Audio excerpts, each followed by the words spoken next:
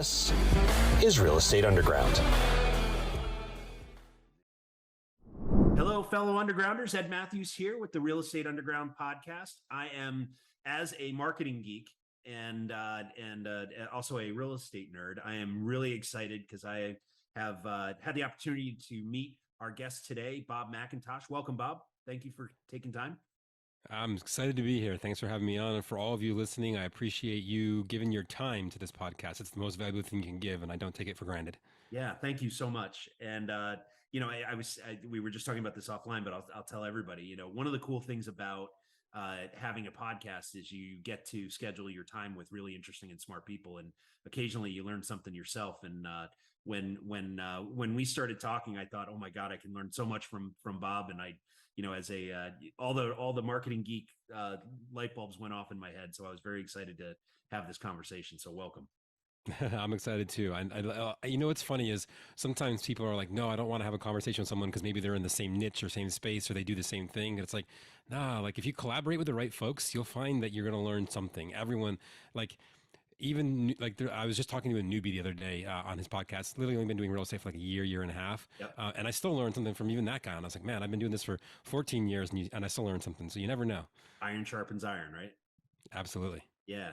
So Bob, I've been cyber stalking you for quite some time, and so I'm familiar with your company 3 Degrees Consulting, as well as your books and your book and your other things that you do. And so, for the audience, why don't you give them a brief overview of who you are and what you do for a living? Absolutely. So, real estate investor and digital marketing expert, I guess you could say. So, my dad and I started investing back in 2008. So, I've been doing it for a hot minute. Bought our first property then, made every mistake you could possibly make, learned a lot, lost a bunch of money on our first deal, but somehow still doing it. Yeah. But here we go. And then I actually lived in Los Angeles for 10 years, but we were doing everything in Buffalo. So I had to figure out, how do I provide value from 3,000 miles away to this company? And I got very good at raising money and doing digital marketing. In fact, to date, right now, about 35, maybe 40% of all the deals we've ever purchased came from the internet. And the best part about that is that when you do things the right way on the internet, the deals come to you, A, which is great, right? Because it doesn't take you, I'm not having to go out there. B, they already want to work with you because they reached out to you. Right. And C, it's always a better price because they want to work with you. Like you're usually not competing against the 800 other direct mail pieces they got yesterday and the, 40 other texts that they're getting today or whatever else it is, right? They just want to talk to you. So it's been a great business. And then from there, I actually transitioned or was asked by one of the largest real estate education companies to build their student platform for marketing online, which I did for them and several others. And then from there, about 4 years ago, I decided instead of just teaching it, which I love doing and I love sharing my knowledge, what I found was that probably about less than 10% of the people that I taught how to do stuff online actually did it. And the reason is not for any other reason than usually we have to wear a lot of hats and we don't have time. So I said, you know what? Instead of just teaching it, I'm going to offer to do it for folks because I found that A, I can do it better, faster, and ultimately cheaper when they consider the value of their time. Right. Awesome. And so obviously that's 3 Degrees Consulting, right? Correct. Yep. Yeah. Okay. And so I definitely want to get into the marketing piece, the done for you, as well as the training. But let's talk about your real estate first. So let's talk about the types of real estate that you're doing. I know you were into rehabbing quite some time ago, but I'll let you tell the story in terms of where you focus these days. Yeah, so we focused. Well, it's funny. I started off buying. The first thing we ever did was a rental property. I was like, okay, this is great. I'm making $200 a month. This is awesome. Yeah. But then I was broke, right? Like I had a job, but I was like, for me to save up enough money to buy another rental property or to buy at the scale that I wanted to, I was like, there's no way. I like it'd take me most of my life to get there. I was like, I don't. Ain't nobody got time for that. We got to do it faster. So then I was like, oh, let's get into rehabbing. And so, because it was the biggest check, even though it took the most time. And then we did wholesaling and then back to rehabbing for a while. And then along the way, we picked up a couple of rentals. But for the last couple of years, we've been very heavily focused on the rental game. We're up to 30 so far. We'll see where we go. I'd love to be at 100 before the end of the year, but we'll see if we get there. That's a good stretch goal for us. And then we also started getting more into commercial. So actually, fun fact, as of today, we're putting in an offer on a 15-room boutique hotel in Tulum, Mexico. So doing things a little bit different, but after that, cash flow these days, that's really where it's at. Yeah, absolutely. So tell me about the hotel. Is that a conversion project or is it a straight play? Straight play, already existing. Kind of stumbled upon it through an agent connection down in Mexico, and I was actually happened to be in Tulum 2 weeks ago, and I walked through it and just fell in love. The property's amazing, and as a marketing nerd who's on the computer, shoot, I don't know, 12 plus hours a day, if not Right. more than that, to be honest. The entire hotel is designed for you to disconnect. Like they have Wi-Fi, but there's no TVs, there's no alarm clocks. Right. It's designed to be a place for you to completely disconnect and just relax. And I was like, so it spoke to me. I was like, yeah. Like, Yeah. I'm about that. I'm also not, because I love being on my computer and internet and all that. But sometimes you gotta get a little break. So it's an interesting opportunity. And Mexico numbers are significantly cheaper than they are in the States, and I think Sure. there's a benefit to that. And then selfishly, my goal is to be able to spend January, February, and maybe part of March down there as well, because I just don't want to be cold anymore. Yeah, I can't say I blame you, my friend. Living in New England myself, right? It's I'm for those of you listening to this, I'm in a vest and a couple different layers, and I'm I probably saw two that. weeks I'm over away here, from and being it's able to see my breath, right? I'm in a t-shirt and shorts right now, and it's like, yeah, I'm good. 20 something years of Buffalo snow and cold. I'm good. Yeah, I'm good that's for the all rest of set, my life. all full up, right? Yeah, excellent. So let's talk about the rehabs. In terms of your process. You mentioned that you've already got 30 under your belt, and you're well on your way to 100. Knock on wood. The In terms of how you're finding these deals, one of the things that is always challenged. I talk to investors all the time. Man, where do you get your deal flow? How do you grow your deal flow, right? And there are the traditional channels, direct mail and texting and email and knocking on doors and all that. But you have a unique approach to this, and I'd like to learn more about it. Yeah. So there's two things that I think are working, right? So when we look at finding deals, and let me address this one side piece first. If you're looking for rentals, the honestly the best place we're finding our rentals right now is from our property management and other property management. They have them, right? And then someone eventually says, "Oh, I don't want this anymore. I want to sell," and I more or less just bribe our guy, via paying him an extra, a higher than average commission to Yep. be the first person. Like, you call me before you call anyone else. I want 24 to 48 hours bare minimum with a deal before you put it to anybody else. And for doing that, instead of doing the standard 3%, I'll give you 4, maybe sometimes 5 if we have criteria, right? So if it's above 8 units, then I give them a little bit bigger piece because I want more units in one property is better Sure. for me, right? Right.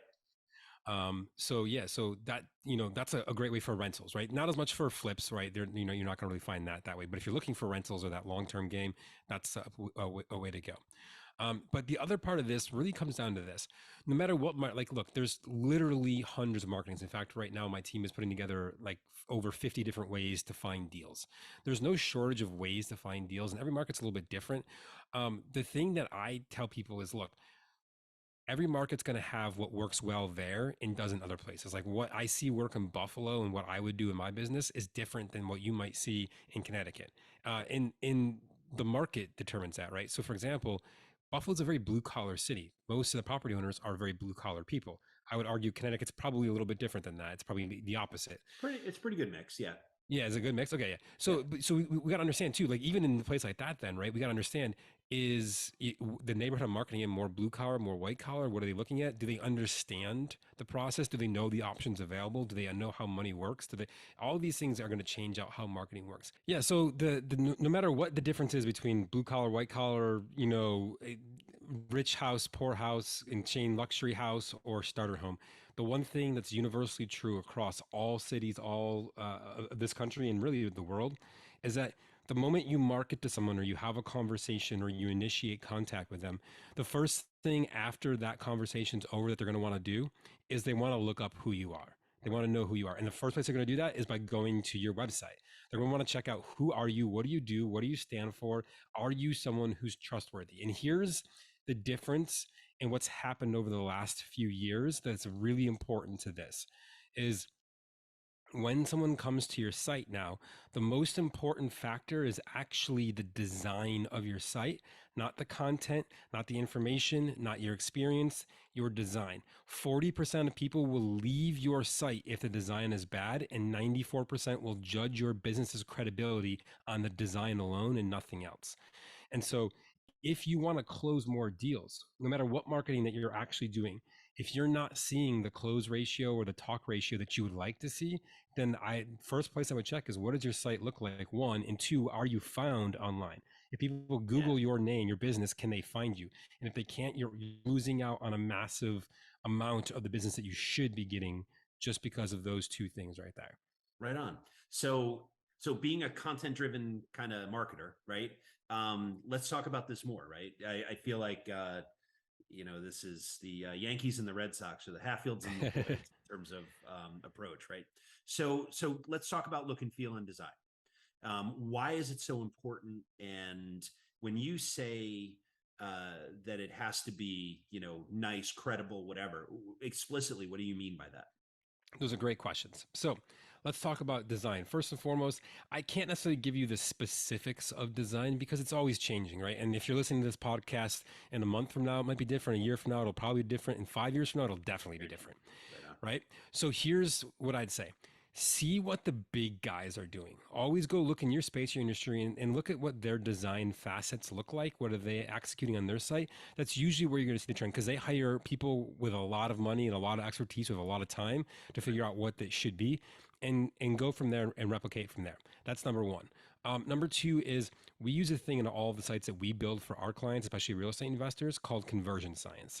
And it's an idea that I came up with, which is, I've studied NLP quite a bit. I've studied eye movement, eye tracking on mouse tracking, heat mapping, clicking, all of this through all of the sites that I've built. Okay. And from all of that, I came up with a series of things that I found drive more conversions from a site, and almost all of those things have to do with design. And it can be simple things such as, when I have a call to action, I'll have a section divider with two different colors, and there's a slight angle, and the point of the angle points to the button, right? Or if I've got a picture of a human being, where are their eyes looking? Their eyes should be looking at the call to action, the button, the form, the phone number, the whatever, right? Simple things like this. It sounds cheesy, but it's like, if that only makes a 1% difference, but I did 15 things each with a 1% difference, now all of a sudden we're closing 15% more leads on our site than we were before, right? So all those things matter. And then most importantly is if you plug in with the right company, ours, for example, we will simply issue design updates. And that's one of the core principles of us, is I understand how important that has become. And so, for our real estate investor sites, we push down design updates annually, so that they're never going, well, I paid for a great site, but now it's not anymore because it's static, 5 years down the road. Yeah, exactly. So that's part of it. Now, the other part of this is obviously content, and I don't mean to downplay the content on the site, the information, blogs, all that stuff still has a big importance, right? But step one is, if your design sucks, you've already lost them. It doesn't matter how good your content is, right? So you got to start with what's the most important, and then work down the scale from there. And this is what you see. You see a lot of these big template companies out there, and the design was probably cool 3, 4, 5, 10, 15 years ago, but it's not anymore. And they don't put time or effort into keeping up to date. And even if they do, they don't issue updates as you go along. So you're still buying what worked. And this is the biggest lie oh God, I hate this. And I hear it all the time from people is, well, this is the template that we use because it's tried and true. It's tested. We know it works. And I'm like, okay, sure. It did 5 years ago, 8 years ago, 10 years. When you built it, sure, it was great. But what about today? Is it still the case today? And the answer 99% of the time is no, it's not, because things change. Think about cars, right?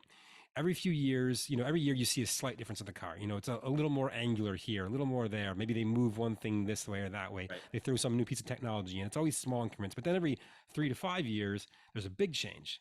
Right. Something that's like that, and that's the same with websites. And if we're not, if you see a 1990s car driving around, it's old. Same with website design. You see an old website, it's old. You may not be able to say, oh, that thing there is why, but you just know because you've seen it change over time. You know it when you see it. Exactly. Right. No, it totally makes sense. So in terms of looking for those one percenters, right? Right. What are some of the things that you look for? I know you mentioned, eyes and pointing at the call to action, uh, and using shape and form to kind of guide someone through the site. But from an I'm curious about this in two ways. One is from a design perspective, like what are the things that you're looking for, and then the other part of it is the kind of the intrigue with NLP, right? Why does it work, right? Yeah. So let's tackle both of those a little bit separately. So Okay. design aspects. Let's start here. Um, things that work really really well right now is dividing text up. So we got to have a lot of text on our site from a Google standpoint, because as good as they are at recognizing things, they still rely on the actual words written on the page to figure out what's going on, the file names, the alt text, all these little various things. So having the right words is great. You want to have when we design our sites, we put a fair amount of content on the page, but I don't just block. I don't just like, it's not like a novel where I just throw up hundreds of pages of content and call it a day, right? Like we're going to break it up with images, colors, spacing, bigger fonts, smaller fonts, bolding, italicizing. Think about it like this. It should be almost like a newspaper, right? Imagine if a newspaper was literally just all of the articles in the same font all the way down the whole newspaper. You'd have no idea what's going on, It's right? overwhelming, right? Right, yeah, but they break it up. They have headlines, a spacing. They put a picture here. They break that. They do a section here. They make sure that when the fold, if you will, which is in the old terminology for those of you who are not familiar with newspapers because you're too young, it was where the actual paper folded. Well, that idea is the same in internet. It's just where the page ends when it loads up, right? So all those things we want to take into account, and then also understand that mobile use is number one. We build our sites for desktop first and then modify them for mobile, and some companies do it the other way around. And the reason that I do that is that we just find it easier for us, but it doesn't mean that mobile is less important.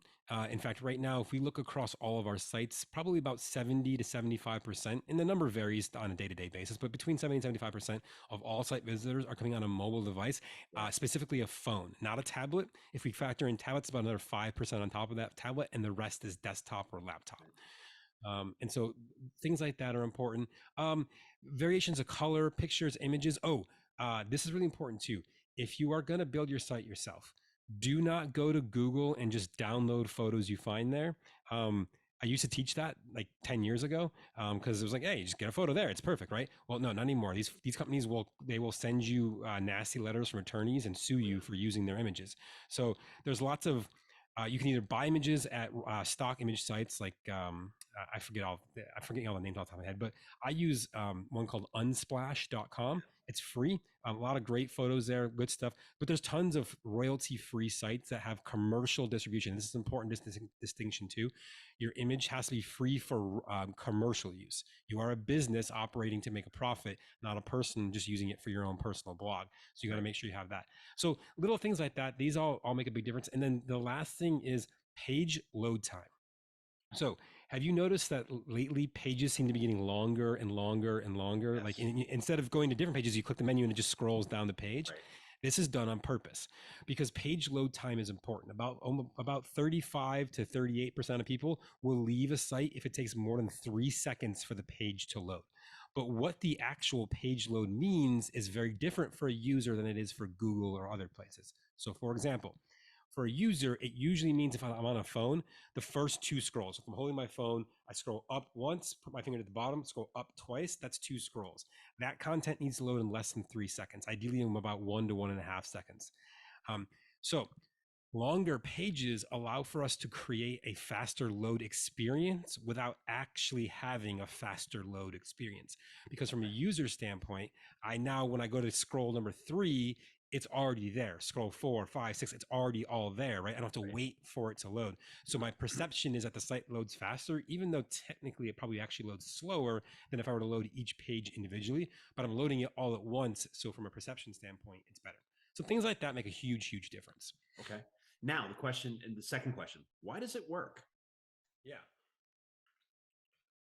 So NLP, right? Neuro linguistic programming. The best thing I can do is tell you this, right? So, share a little story. I had a good friend him and his family went down to Orlando, actually not too far from where I am right here, at a hotel. They get checked in, beautiful hotel, gorgeous location, has a nice balcony out back. Parents are getting all the stuff in suitcases. You know how it goes with the family and the whole thing, right? Oh yeah. Well, they're in the room, bedroom on one side with two beds, and there's a living room. And in the living room, there's a door that opens out to a balcony that's fenced in. So he opens the door and says, "Hey, kids, go outside and play, have a good time." And he figures it's fenced in; they can't get too far. They won't get in trouble. Things are good. So they're unloading all of a sudden he hears his daughter screaming at the top of her lungs like bloody murder. So he's like, "What the heck's going on?" He runs out and he sees his son on the porch on the balcony, and there's a boa constrictor, probably about a 15-foot one, wrapped around his son, because they're in like the Everglades portion, and it's like foresty out back, and the thing is just squeezing. This kid, son's only like 3 years old, and it's just squeezing. And his kid, you can see his kid like, like trying to say something, but he can't because he can't, whatever, right? And then he woke up. Oh It was a dream. yeah. Now, if you were listening to that story and watching your face, right? Like, did your heart just go a little bit faster? Like, Oh yeah. shit, right, right. Well, why is that the case? It was a bullshit story, right? And so when we look at that and we say, why is that the case? It's because our subconscious mind cannot distinguish between true and false. Everything it receives, it assumes is 100% true. And because of that, it relies on our conscious mind to differentiate it. It's no different than when you go to a movie and you get scared or you cry or you laugh. It's just photons on a screen, Right. but our subconscious reads it as true. And so using this idea, we can implement content direction, we can implement design aspects that will communicate subconsciously to a person without them even realizing it, to do things. And the easiest example I always give everyone about this is, because it's very simple, is that when I speak, for example, on stages, which I do quite often, I won't just say, like you, I did these things, right? I say, I, like you, experienced this thing, da da da da da, right? And what your mind hears is, oh, I'm just like you. What your subconscious hears is, I like you. Well, if Right. I like you, well, then you know what? That must be true because my subconscious takes everything as true. Therefore, reciprocate it back. They're gonna like me more too. Right. And it's a small, like it's a very simplistic example of it, right? But But highly these effective. little things of speaking directly to someone's subconscious allow us to um, build the bridge of trust faster. Now, it's not going to make someone do something they don't want to do. Like if they're like adamantly or they hate you, like, you know what, I hate redheads, I'm never going to work with a ginger ever. Like, well, you know what, they're probably not going to work with me because I got bright red hair. Right. But I can use these things to help create the bridge of trust faster. And in real estate specifically, we have the biggest bridge of almost any business to build because we're dealing with things that are hundreds of thousands, if not millions of dollars in most cases. And it's not a $10 thing that I got to build trust on. Like, yeah, okay, $10, whatever. It's 10,000, 100,000, 10 million. It's a Right. very different game. Yeah. Fascinating. Fascinating. So how do you apply this to real estate world, right? Let's say I'm a potential customer and I'm looking for deal flow or capital flow or both, right? Either. So what's the process to kind of take me through at least at a high level to be able to figure out, A, can you help me? And B, how can you help me? Yeah. So whether you're communicating with a seller or a buyer or a private money lender or an agent or a contractor or a retail buyer or any of the other people that we deal with as investors, right? Because we have a lot of different folks, Sure. right? Um, understand, I call it what's their flaky level. So how likely are they to flake out and leave your site if they can't find what they want? Right. And there's a hierarchy to that, right? Private money lenders are probably the least flaky. Sellers are the most flaky. And what I Right. mean by that is if I'm a seller and I want to know if you can help me, I'm not going to click through 15 different buttons to find the information I want. Either it's there or it's not, and I'm leaving if it's not. Right. If I'm a private money lender and I've got money, well, I'm probably a little bit more savvy. I'm willing to look for the right person. I'm going to want to work with the right person. So I'm going to spend more time to get to know you. So Yeah. I'll click through a few more buttons on your site to get there, right? And so if we all agree that having a great site is the first step and design is the second step within that, then the next thing is to communicate clearly who you are, what you do, and how you help them.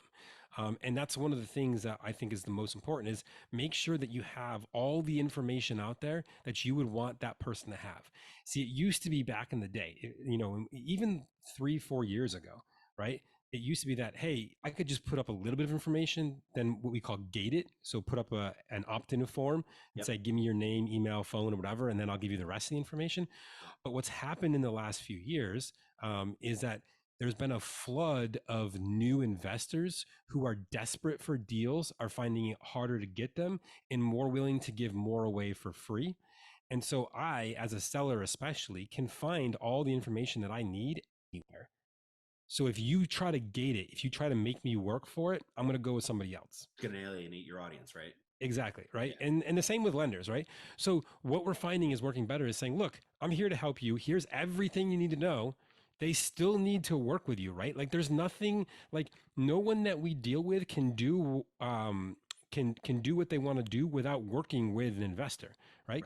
If I want to lend money, I can't, I'm not lending it to myself, right? I mean, sure, I guess I could, but the whole idea is to lend it to other people to get it out there. Right. And so when we look at doing this, they got it. They have to work with you in some capacity.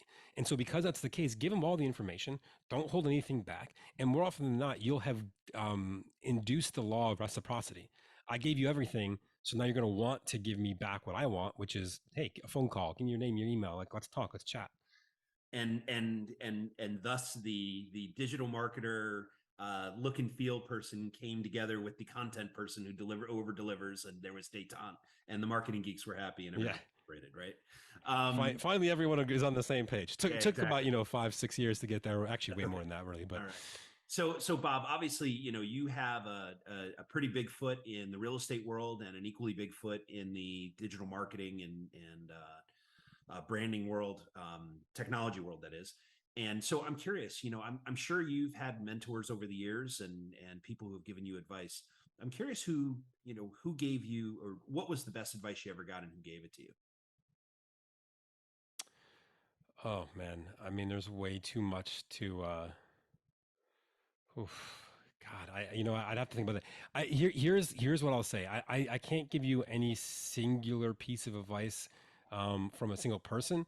But the thing that I've done is I've always invested in other people, right? And what I mean by that is I've probably spent well over $250,000 on training, education, coaching, mentoring, groups, meetups, masterminds, whatever you say, right? And I pull a little something from each of those. But if I had to simmer down to one thing, it would probably be this, and this is sort of the premise of my book as well, which is done is better than perfect. You got to get out of your own way and just understand that your business will never grow to where you want it to be for true financial freedom with just you. You're going to need other people along the way. And it doesn't matter if it's perfect, just get it out there, get it done, make it happen. And especially right now, with what we're seeing with the rate changes and the market slowing down, those who take massive action are going to trump anyone else who's trying to take perfect action later. Couldn't agree more. Yeah, and it's a common theme among all of the folks that we talk with here on the show that act, right, do something, move forward, even if it's not perfect, because it won't be, it's not possible, right? So give up on that. But Absolutely. there's a board, you can't quite see it in the video, but it over it says progress, not perfection, right? And that's the mantra here as well.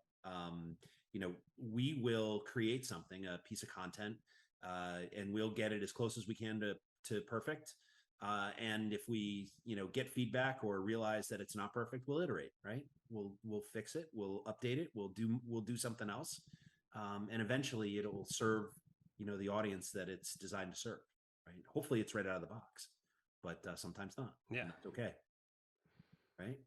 So, so obviously, and you just said you spend a lot of time on and money and resources on training and growing and educating. Yeah, I'm curious, how do you consume information, whether it's through books, podcasts, masterminds and coaches? Who are you paying attention to these days, and how are you consuming their information? Yeah, so I spend a lot more time on books and audiobooks than I do on anything else. Podcasts are interesting to me, right? I love being on podcasts because you connect with great audiences. The issue I have is that while you can learn a lot from podcasts, because it's definitely true, if you follow enough people for long enough through enough podcasts, it's the same stuff reiterated over and over and over and over. Can be, And yeah. so over time, it becomes less valuable with that. But what I do like is this: podcasts for me are a great opportunity to explore ideas from people I don't know, and then I dive deeper with them onto books that interest me. So I just finished listening to Who Not How with Dan Sullivan and the other guy. I forget the guy who co-wrote it with him or whatever. But great book, right? Like, um, But I think the thing that I'll say is this: find an area that you feel like you're weak in right now, and then get a book around that. Listen to that book, read that book, take in that book however you need to, in whatever format works best for you, and then stop. Don't listen or read or do anything else that requires action until you've taken the actions required from the thing that you just read. Because the thing that I find all too often with people, and it annoys me to no end, is they read a ton of books, but then they never actually do anything that the books say. And at that point,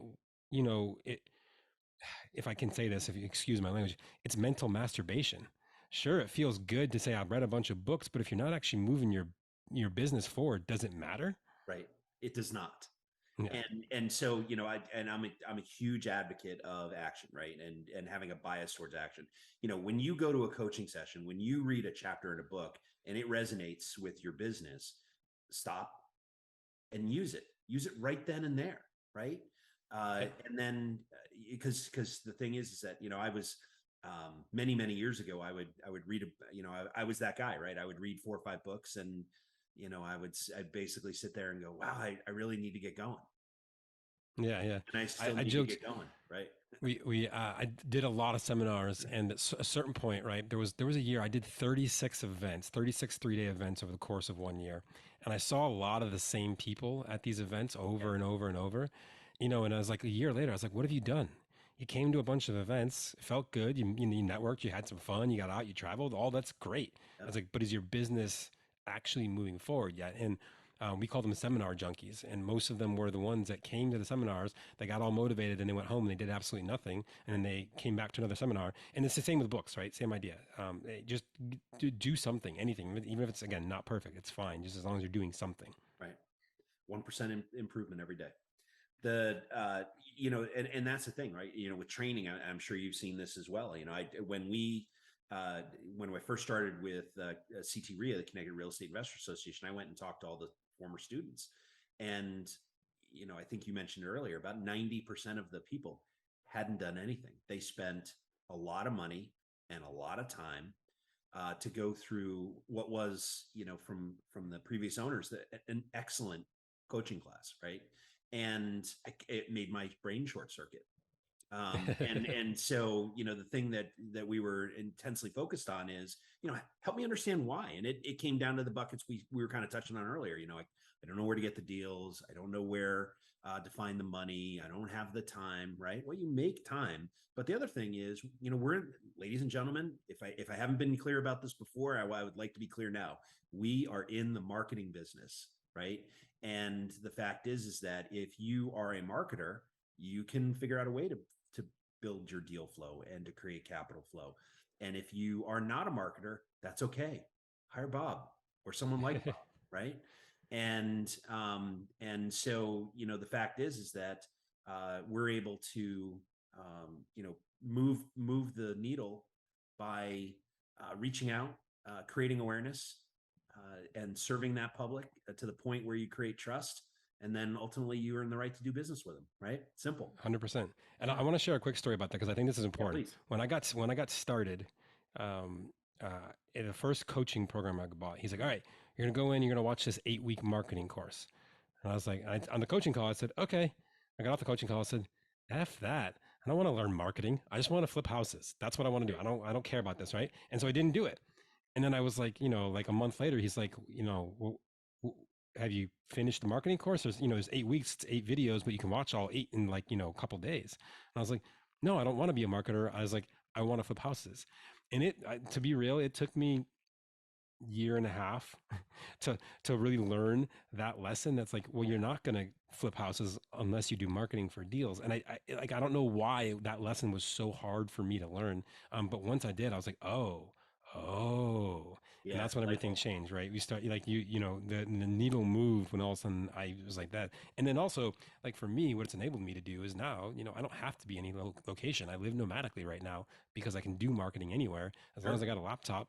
Everything else can happen, which is great. And COVID only accelerated that, by the way, which is amazing. But yeah, without a doubt. you're in the marketing business. You're not in the real estate business. You simply fulfill and make money in the real estate, but that's the marketing is where you're at.